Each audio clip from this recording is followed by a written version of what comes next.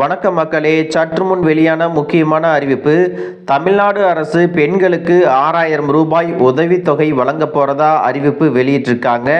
யாருக்கெல்லாம் இந்த 6000 ரூபாய் உதவித்தொகை கிடைக்கும், எந்த திட்டத்தின் கீழே இந்த உதவித்தொகையை கொடுக்கறாங்க, அதற்கான நிபந்தனைகள் என்னென்ன, இந்த திட்டத்திற்கு எப்படி விண்ணப்பிக்கணும், இது போன்ற கூடுதலான விவரங்களை எல்லாம் தெரிஞ்சுக்க இந்த வீடியோவை ஸ்கிப் பண்ணாம கடைசி வரைக்கும் பாருங்க.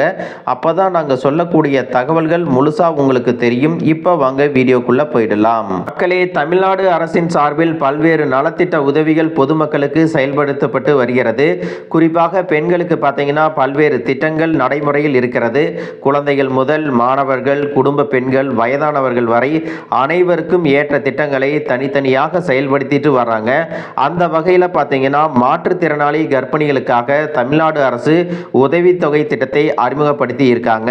தமிழ்நாடு அரசின் மாற்றுத்திறனாளிகள் நலத்துறையின் சார்பாக மாற்றுத்திறனாளி பெண்களுக்கு பிரசவத்தின் போது ஏற்படும் செலவுகளுக்காக ரூபாய் 6000 உதவித்தொகை கொடுக்க போறாங்க. இந்த உதவித்தொகை கடைசி நேரங்களில் ஏற்படும் சிரமங்களை குறைப்பதற்கு பயன்படும் அப்படின்னு சொல்லியிருக்காங்க. மாற்றுத்திறனாளிகள் நலவாரியத்துறையில் உறுப்பினராக இருக்கக்கூடிய மாற்றுத்திறனாளி பெண்களுக்கு இந்த உதவித்தொகை கிடைக்கும். அதை போல எதிர்பாராத விதமாக ஏற்படும் கருச்சிதைவிற்கும் 3000 ரூபாய் உதவித்தொகை வழங்கப்படும் அப்படின்னு சொல்லியிருக்காங்க. இந்த உதவித்தொகை பலருக்கும் மிகவும் தேவையான ஒன்றாக உள்ளது. குறிப்பாக கடைசி நேரத்தில் ஏற்படக்கூடிய நிதி தேவைகளை எல்லாம் பூர்த்தி செய்து கொள்ள முடியும் அப்படின்னு சொல்லியிருக்காங்க. மேலும் குழந்தைகளின் ஊட்டச்சத்து குறைபாடுகளை நிவர்த்தி செய்யவும் இந்த உதவித்தொகை பயன்படும் அப்படின்னு சொல்லியிருக்காங்க.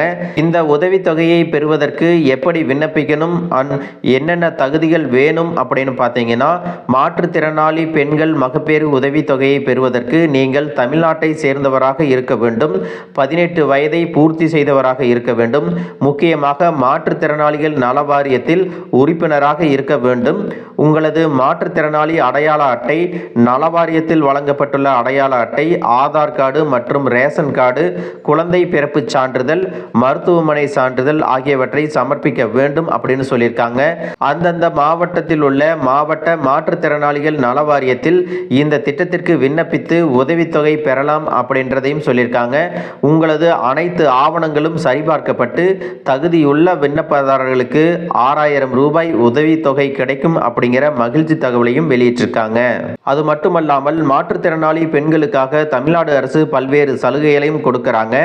அது என்னென்ன அப்படின்னு பார்த்தீங்கன்னா, கல்வி உதவித்தொகை, திருமண நிதியுதவி, இலவச ஸ்மார்ட் போன், பேருந்து கட்டண சலுகை, வங்கி கடன் உதவி, வேலைவாய்ப்பு திட்டங்கள் மற்றும் பராமரிப்பு உதவித்தொகை போன்றவை கொடுத்துட்டு வராங்க.